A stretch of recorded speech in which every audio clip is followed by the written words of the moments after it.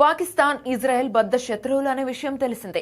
తాజా పశ్చిమాసియా సంక్షోభం శాంతి ప్రక్రియలో పాకిస్తాన్ కీలక భూమిక పోషించిన సంగతి కూడా తెలిసిందే.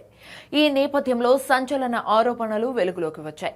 స్విట్జర్లాండ్లో జరిగిన శాంతి చర్చల సమయంలో పాకిస్తాన్ ఆర్మీ చీఫ్ ఆసిమ్ మునీర్పై ఇజ్రాయెల్ గూఢచారి సంస్థ మొసాద్ హత్యాయత్నానికి ప్రణాళిక వేసిందనే కథనం అంతర్జాతీయంగా వైరల్ అవుతోంది.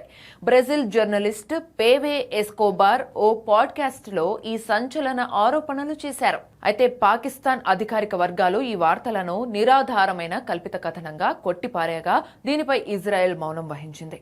మొసాద్ సంస్థ ప్రధాని బెంజమిన్ నెతన్యాహు ఆదేశాల మేరకు అసీం మునీర్తో పాటు పాకిస్తాన్ ప్రతినిధి బృందంపై హత్యాయత్నానికి సిద్ధమైంది.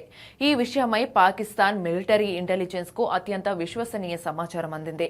ఎస్కోబార్ పేర్కొన్నాడు. అంతేకాక ఈ సమాచారం అందిన వెంటనే పాకిస్తాన్ తన మధ్యవర్తుల ద్వారా ఇజ్రాయెల్ కు గట్టి హెచ్చరిక పంపిందని చెప్పారు. మా ప్రతినిధి బృందాన్ని తాకితే మిమ్మల్ని ప్రపంచ పటంలో నుంచి చెరిపేస్తాం అనే సందేశం పాక్ ఇజ్రాయెల్ కు పంపిందని ఆయన ఆ పాడ్కాస్ట్ లో వెల్లడించారు. ముసాద్ అనేది ఇజ్రాయెల్ కు చెందిన అత్యంత కీలక విదేశీ గూఢచారి సంస్థ. దీని పూర్తి పేరు the institute for intelligence and special operations. దీనిని 1949లో స్థాపించారు. అప్పటి నుంచి పలు సంచలన ఆపరేషన్లు విజయవంతంగా నిర్వహించింది.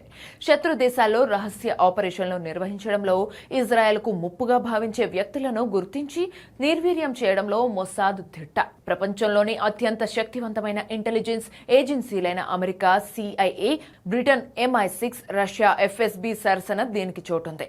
పాకిస్తాన్, ఇజ్రాయెల్ సంబంధాలు ఎప్పటి నుంచో ఉద్రిక్తంగానే ఉన్నాయి. పాకిస్తాన్ ఇప్పటికీ ఇజ్రాయెల్ ను దేశంగా అధికారికంగా గుర్తించలేదు. గాజా విషయంలోనూ ఇజ్రాయెల్ పై పాక్ ఎప్పటికప్పుడు విరుచుకుపడుతూ వస్తోంది.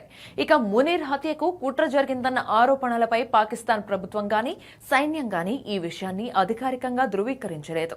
ఎస్కోబార్ చేసిన ఆరోపణలను పాకిస్తాన్ కు చెందిన పలువురు సీనియర్ జర్నలిస్టులు తీవ్రంగా ఖండించారు. దీంతో ప్రస్తుతానికి అసీం మునీర్ పై మొసాద్ హత్యాయత్నం జరిగిందన్న ప్రచారం ప్రస్తుతం సోషల్ మీడియాలో కొన్ని వర్గాల్లో మాత్రమే చక్కర్లు కొడుతున్న ఆరోపణగానే ఉంది.